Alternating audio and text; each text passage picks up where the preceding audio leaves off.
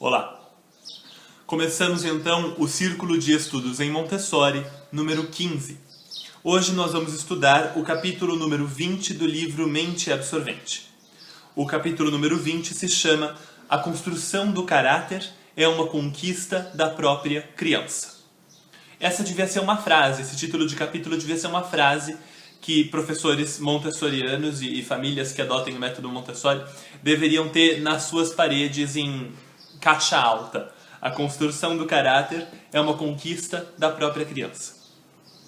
O capítulo começa com uma afirmação que já nos leva a uma pequena discussão, a uma possibilidade de debate de fato.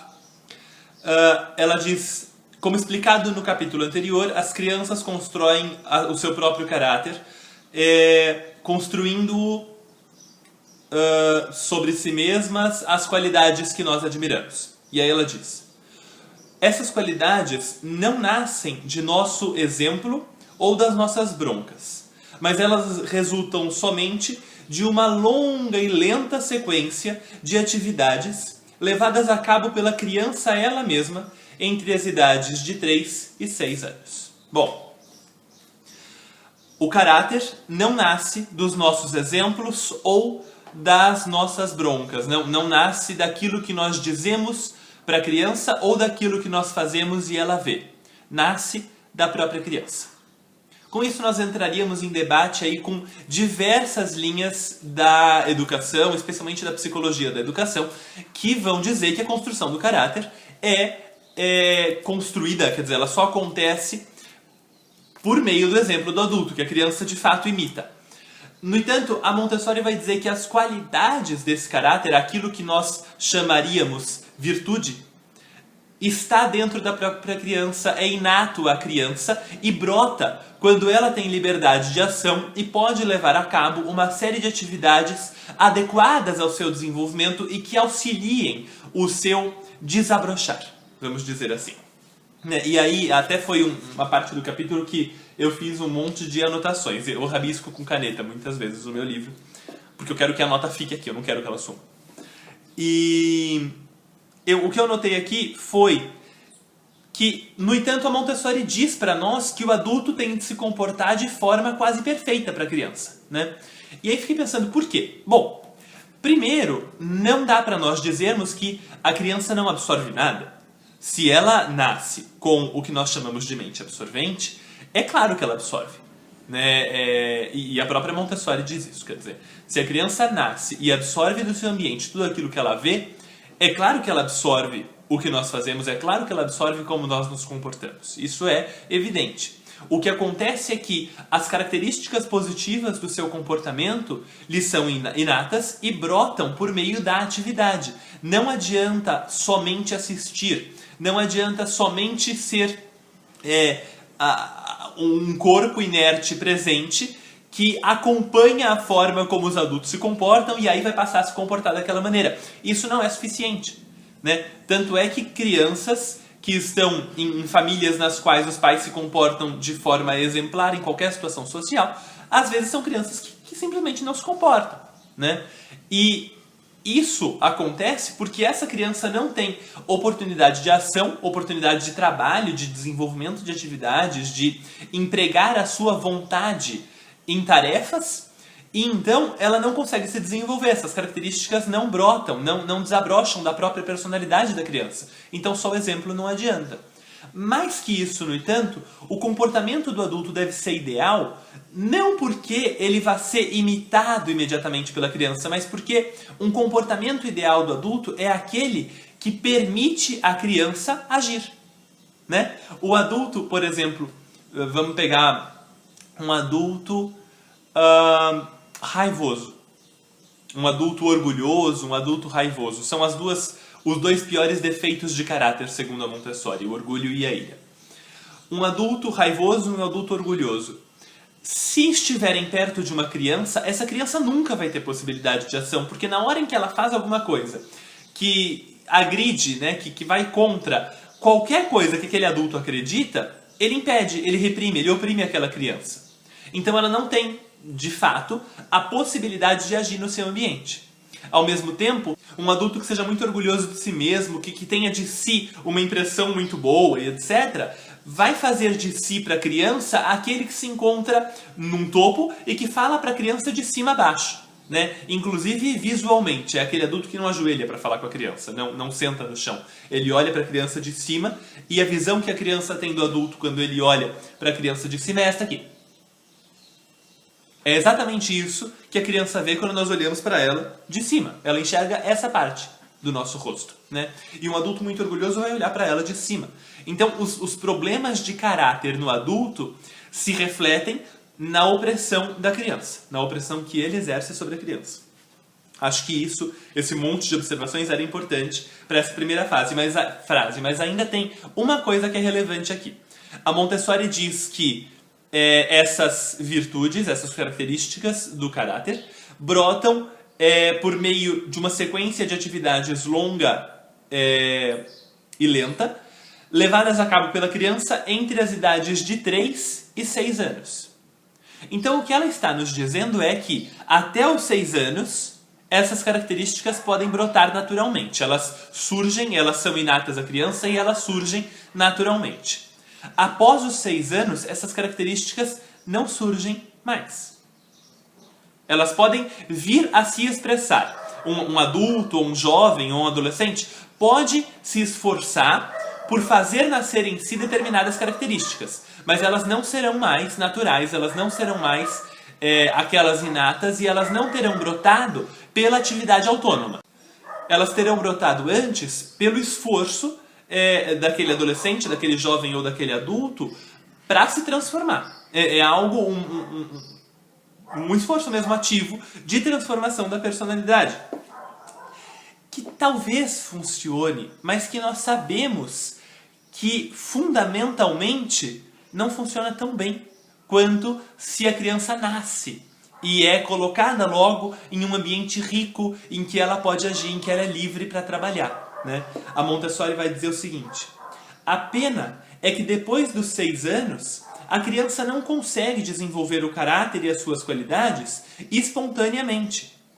Então, os missionários, ela vai dizer que os professores e os adultos se fazem de missionários para a juventude. Né? Tentam pregar a moral e os bons costumes para essa juventude. Ela vai dizer, então, os missionários, que são eles mesmos imperfeitos, encontram consideráveis dificuldades. Eles estão trabalhando na fumaça e não no fogo.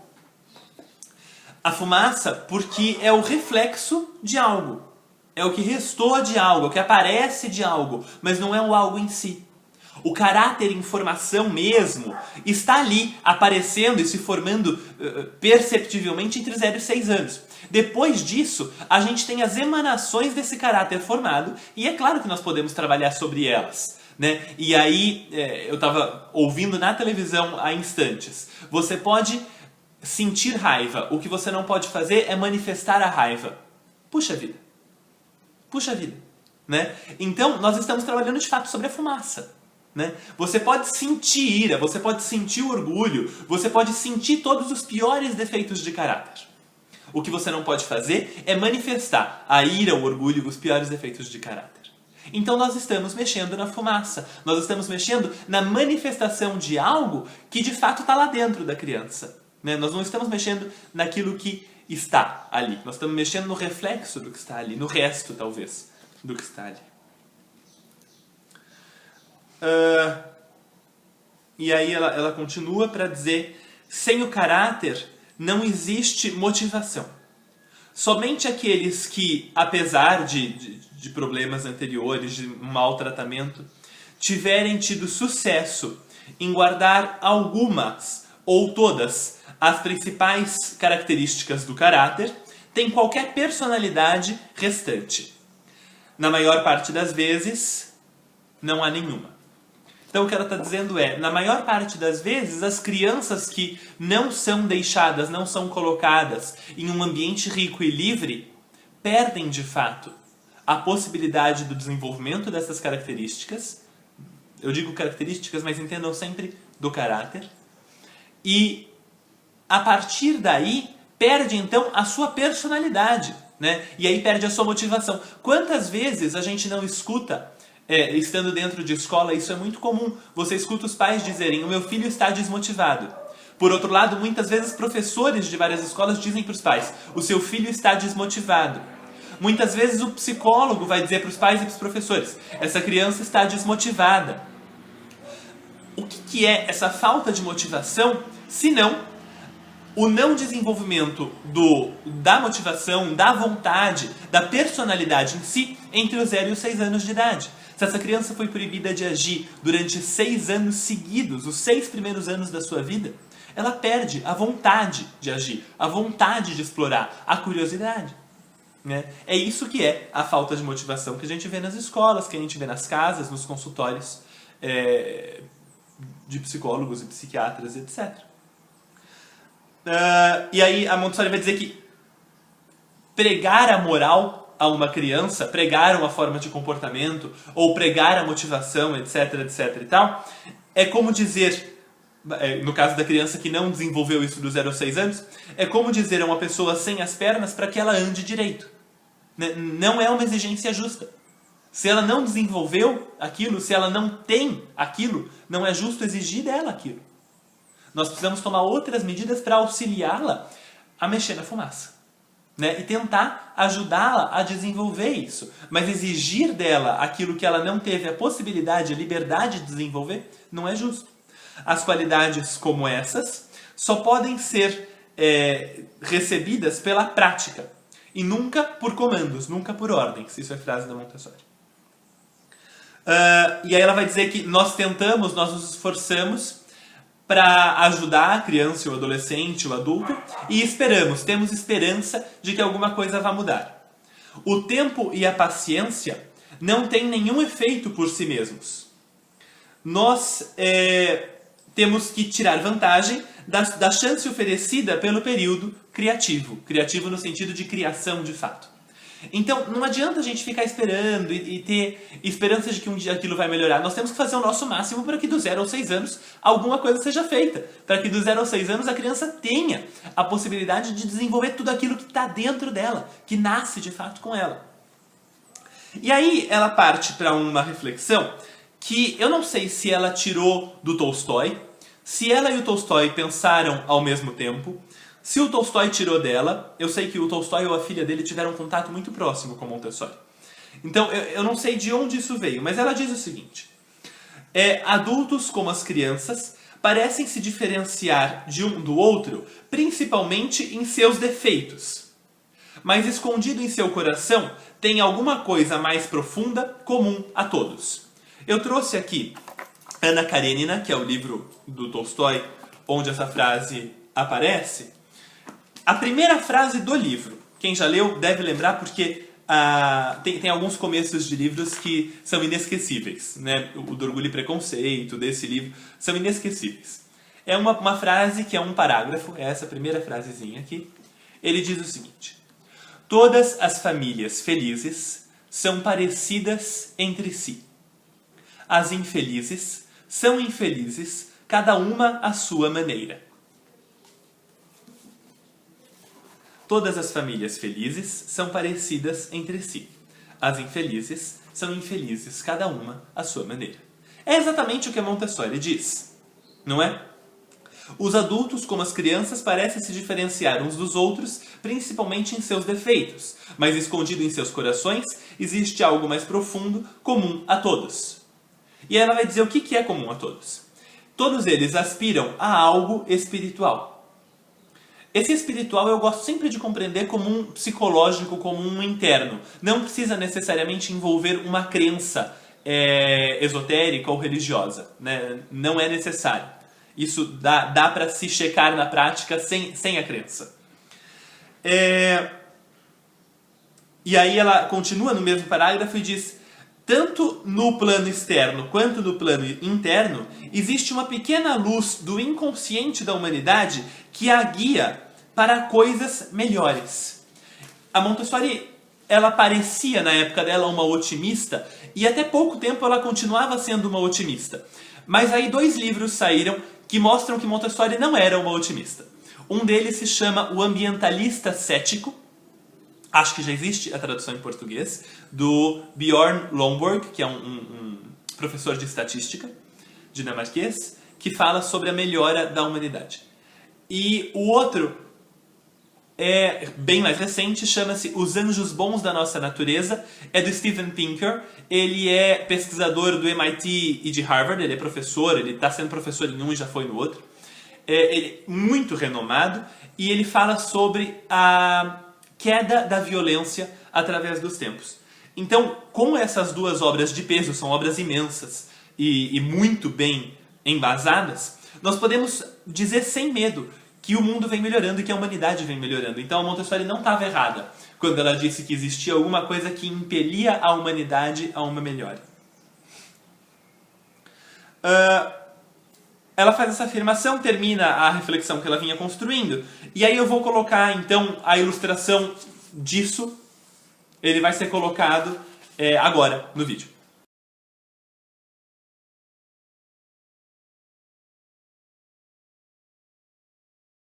Se você não copiou, então volta um pouquinho, pausa, copia e aí a gente continua. Porque ela vai falar durante muito tempo ainda sobre esse diagrama. O resto do capítulo se embasa nesse diagrama. É importante tê-lo aí copiado para você. Ela diz, então tem o meio que é a perfeição. O centro do diagrama é a perfeição. E ela não define perfeição, acho que nem precisa, porque todos nós temos um arquétipo de perfeição que é semelhante. Em seguida, ela coloca que em volta desse meio tem então uma área que representa os indivíduos mais fortes e mais equilibrados da humanidade. Aqueles que se aproximam do ideal, que são normais. Ela coloca os normais entre parênteses. O espaço que circunda a este indica a grande massa de pessoas que em vários graus não alcançaram a normalidade. Então, tem então o círculo da evolução superior, depois da atração para o centro, que já são os normais, né? E em seguida tem a atração à periferia, que é esse espaço que ela diz que não atingiram a normalidade. E na periferia, nós vemos um círculo de área menor que representa a classe de pessoas que estão fora da normalidade. Aqueles poucos que são extrasociais ou antissociais. Os extrasociais são insanos e os antissociais delinquentes. A gente não pode esquecer que na época da Montessori tinha toda uma classificação para as pessoas que sofriam de qualquer tipo de deficiência, de qualquer tipo de desvio mesmo de formação mental, né? Então ela está seguindo essa classificação. Os lunáticos e os criminosos não foram capazes de se adaptar à vida social. Todo o resto conseguiu se adaptar à vida social mais ou menos. Os problemas da educação, portanto, dizem respeito àqueles que foram capazes de até um certo ponto ficar no caminho da adaptação. Ela vai dizer que aqueles que estão no limite, nós não conseguimos trabalhar, né? E é claro que esses que estão no limite nós não conseguimos trabalhar depois dos 6 anos de idade, porque eles realmente estão fora do escopo da escola. Para esses são necessários escolas especiais, é necessário um atendimento super especializado, porque eles estão além daquilo que só a escola pode fazer por eles. A adaptação do mundo para o mundo por parte de uma criança ocorre nos primeiros 6 anos. E é aí que está a origem do caráter. Que grande problema é este da adaptação? É um desafio imenso, nós já discutimos várias vezes do desafio grande que é para a criança adaptar-se, compreender como o mundo funciona, criar seus padrões internos de comportamento e passar a se comportar nele. É difícil, é desafiador, né? É realmente um desafio. E nós temos que ajudar essa criança nesse trabalho. E aí ela vai então fazer comentários sobre cada uma das esferas desse diagrama. Ela diz que tem o centro que é dos perfeitos, pouquíssimos estão ali. Em seguida tem a atração para o centro. Essas pessoas são aquelas que são muito boas sem precisar se esforçar. Gente que não tem que se esforçar para conseguir ter qualidades incríveis, que é naturalmente generosa, que é naturalmente bem-humorada, que é naturalmente boa. Gente que nós olhamos e sabemos que são pessoas boas e que são assim por natureza, né? Em seguida, tem aqueles que têm que se esforçar muito para não serem maus. Eu estou super colocando aí de lados opostos bom e mal. Eu estou, claro que exagerando, a Montessori não usa esses conceitos. Mas aqueles que estão dentro do campo da virtude e que não precisam se esforçar para isso, são o segundo círculo. O terceiro círculo é daqueles que têm que se esforçar para não serem antivirtuosos, né? Para não perderem completamente a virtude. Então, aqueles que têm vontade de cometer um crime e não o cometem, que têm vontade de roubar e não roubam, que têm vontade de cometer excessos e se seguram. Né? Geralmente pessoas que estão se recuperando de algum vício. Né? Essas pessoas merecem imenso respeito, porque o esforço que elas têm de fazer diariamente é muito grande. A Montessori coloca que isso é uma eterna penitência, que essas pessoas colocam regras sobre si mesmas para salvarem-se da queda. Mais e mais elas se revestem de virtude, mas é uma vida difícil. A penitência não é alegre. É muito interessante isso. A penitência não é alegre. E essas pessoas são virtuosas, porque elas estão se esforçando o tempo todo para se manterem daquela forma. E é difícil. E para ela, os professores e os alunos, em sua maioria, estão todos nesse terceiro círculo. Estão todos se esforçando o tempo todo para não caírem para o quarto círculo, né? Para não perderem completamente a virtude. E nós vemos isso muito claramente nas escolas, né? Na escola tradicional.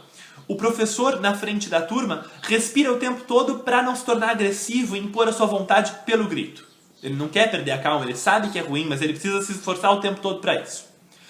O aluno tem que se esforçar o tempo todo para se manter calado e não ficar falando com os seus colegas enquanto o professor fala na frente da turma. Existe um esforço contínuo e penoso, né? E aí a escola, o ambiente não é agradável para ninguém. Ele é difícil para todo mundo ali, né? Ele é penoso para todo mundo ali. Todos ali são admiráveis, tanto o professor quanto o aluno. Merecem toda a admiração, porque eles estão se esforçando imensamente para manter a virtude, de fato. Né? Mas para eles não é fácil, para eles não é simples. A diferença é que para alguns, então, para ser bem sucinto, é natural. O comportamento virtuoso, vamos dizer, é natural. Para outros, é um comportamento defensivo. Aí a Montessori vai fazer duas comparações. Uma é com os vegetarianos e a outra é com pessoas saudáveis e doentes.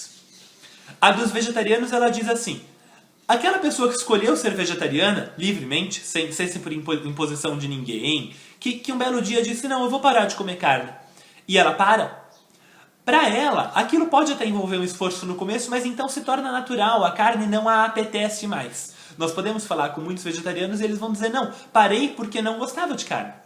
E aí a carne, para eles, não chega a ser uma tentação, né? Eles não têm vontade de comer. Você mostra um prato com a base de carne e para eles passa, como passa um prato de jiló, de quiabo. Para a maior parte das pessoas ele passa reto, não tenta. Né? Em compensação, para um onívoro, o prato de carne é algo que ele quer comer. Então nos momentos em que ele não pode, e aí a Montessori dá como exemplo os regimes religiosos, né? Mas a gente pode pegar aí situações, por exemplo, de restrição alimentar para um exame médico, vamos dizer. Para as pessoas que estão acostumadas a comer quaisquer coisas, deixar de comê-las exige esforço, exige realmente vontade, né? Para aquele que já não come, não faz diferença. Então é essa comparação que ela faz. Para o vegetariano não comer carne é fácil, para o onívoro não comer carne exige esforço. E é a mesma coisa para aqueles que estão mais perto da perfeição e mais longe da perfeição. Comportar-se virtuosamente para aquele que está mais perto da perfeição é fácil. É o caso das crianças que estão do 0 aos 6 anos em um ambiente livre e com estímulos para que elas possam agir e trabalhar. E para aqueles que não estão aí, é muito mais difícil, é muito mais trabalhoso, exige esforço constante. O outro exemplo é das pessoas que estão em boa saúde e em má saúde, ou que têm uma constituição mais fraca e precisam se esforçar para se manterem saudáveis o tempo todo. Não podem comer uma coisa mais pesada, né? Não podem, por exemplo, comer tarde da noite. Ou por exemplo, não podem sair na chuva, não podem correr, não podem sair no frio desagasalhadas. Uma série de restrições que muita gente se impõe para não ficar doente. enquanto outras pessoas que gozam de uma saúde fantástica ou de uma constituição mais forte podem correr no frio no mesmo dia, comer muita coisa à noite e acordar no dia seguinte super bem, sem nenhum problema. Porque essas pessoas, para elas, qualquer comportamento é natural, é fácil, não exige esforço. E ela termina essa observação dizendo que a alegria para esses está disponível de tal forma que os outros não podem nem sonhar. Em seguida, ela coloca que aquelas pessoas que estão mais perto do círculo central, que tendem à perfeição, são aquelas que adicionam pedaços, que adicionam pontos à evolução da humanidade. Os grandes inventores, os grandes descobridores, os grandes cientistas, os grandes artistas, escritores, poetas, músicos e tal. Todas essas pessoas que adicionam algo à humanidade, para ela tendem à perfeição. Porque elas não precisam perder tempo lutando contra os próprios instintos. Perder energia e tempo.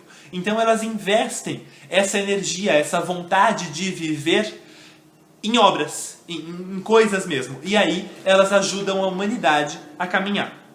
Ela continua e ela diz que, digamos que o missionário venha do terceiro círculo, então aquele que tende à imperfeição, venha uma pessoa de lá, que somos a maior parte de nós, e venha pregar para crianças que estão naquela sala de 0 a 6 anos, onde elas se desenvolvem perfeitamente e, portanto, tendem à perfeição.